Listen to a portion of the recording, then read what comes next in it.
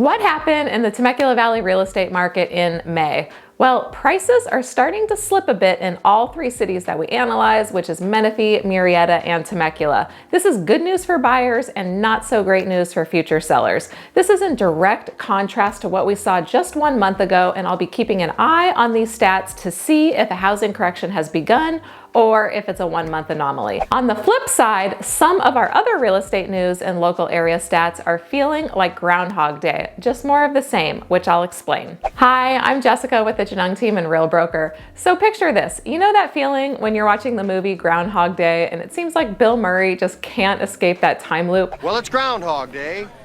Again?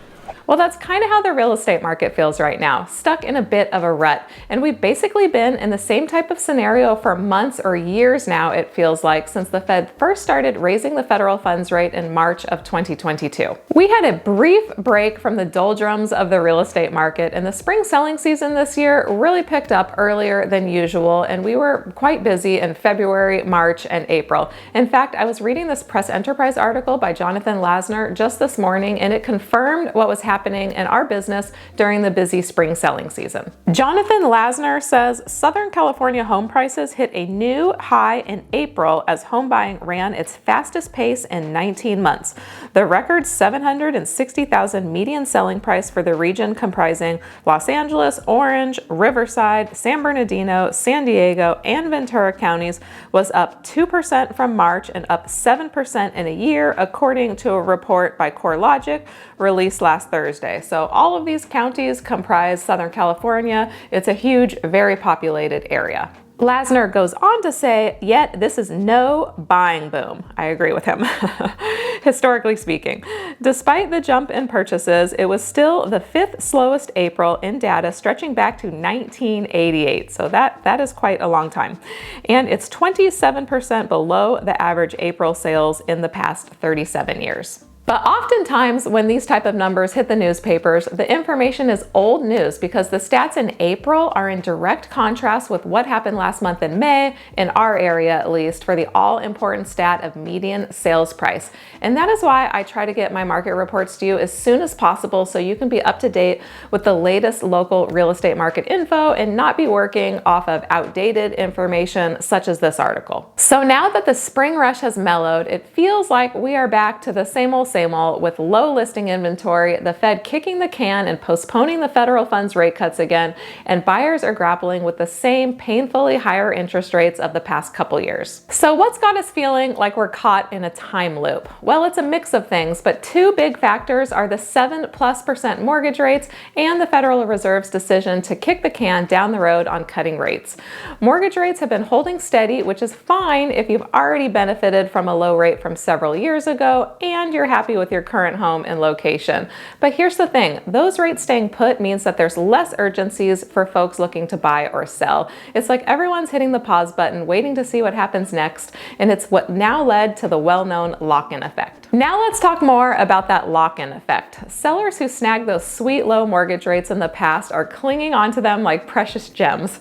And I can't blame them. They've got a good thing going and they are not eager to give it up. So they're holding onto their homes, unwilling to part ways with that golden rate. So if we, it's mine, you understand? Mine, all mine! Get back in there! Down, down, down! What does all this mean for the market? Well, it's like a dance where everyone's waiting for someone else to make the first move. Buyers are hesitant to jump in without some incentive, which would be either lower rates or lower prices, and sellers that actually would like to move are content to sit tight until they are able to get a better interest rate on their next home. So why are our prices slipping in the Temecula Valley? Stay tuned for the stats to see exactly what's happening with prices, but I'll give you my 2 cents as to why.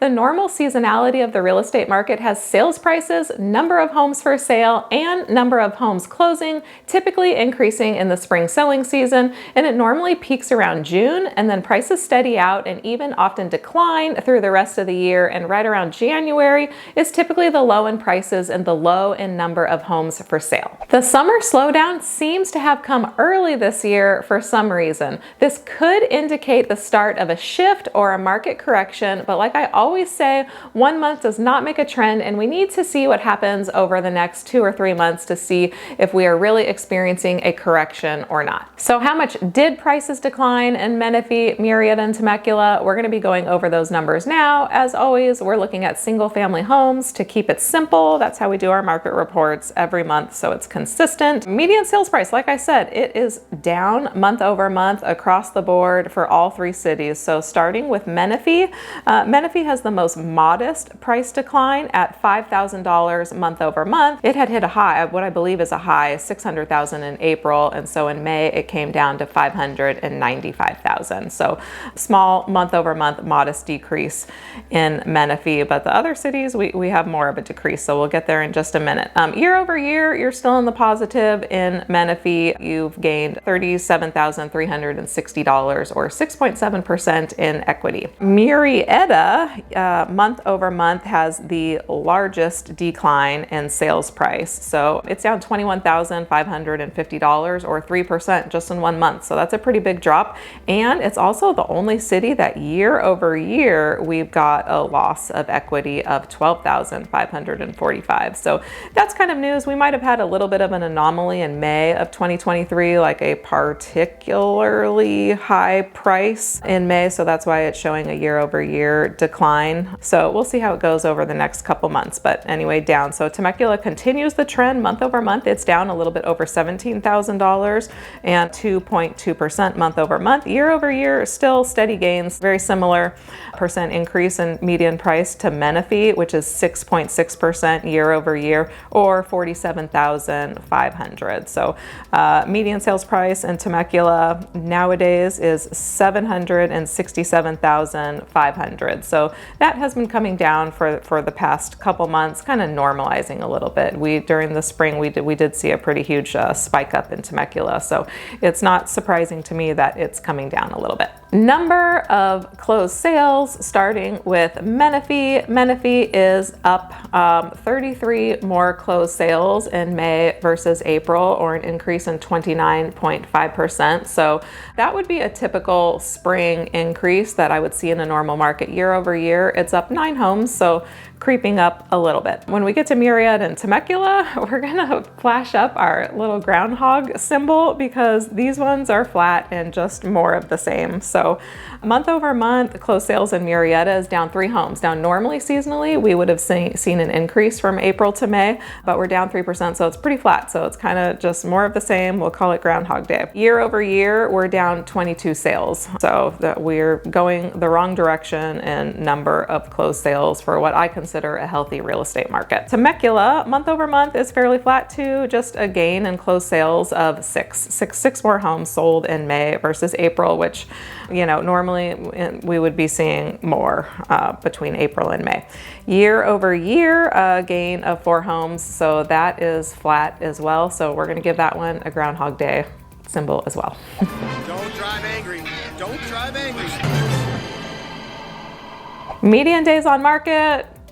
Spoiler alert, not a lot of news here, so we're gonna have a lot of groundhog symbols here. So month over month, it took 2 more days to sell a home in Menifee, so that's fairly flat, but increasing a little bit. Year over year, it's increasing 3 days. So in May it was 18 days to sell a home. That's still just flying off the shelf, and then as we get to Murrieta and Temecula, they're flying off the shelf even faster.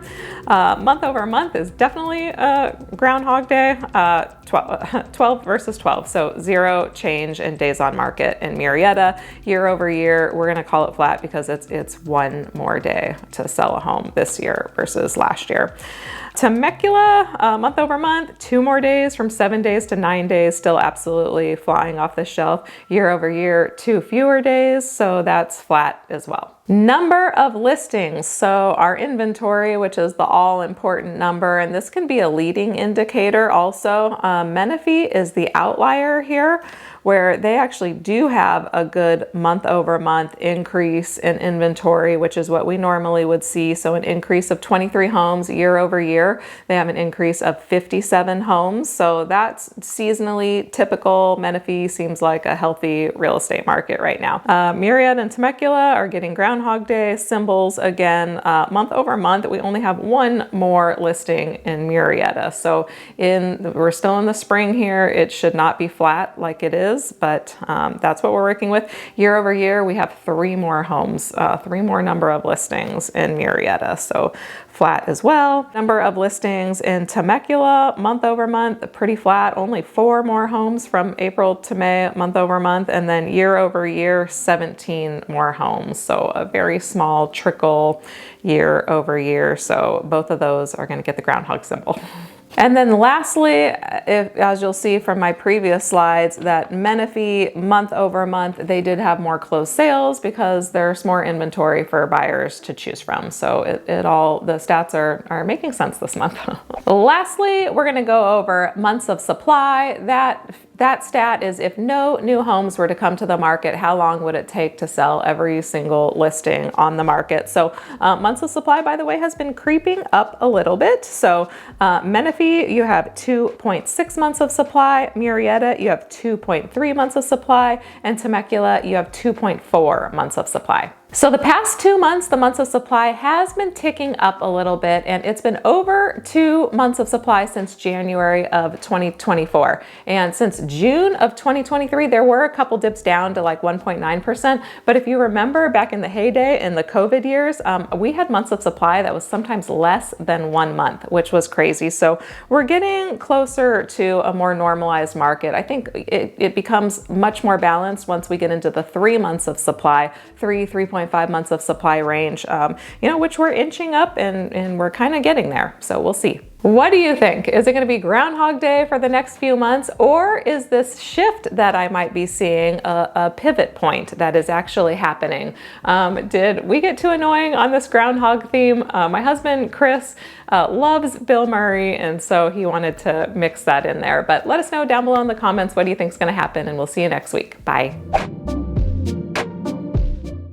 You have any regrets?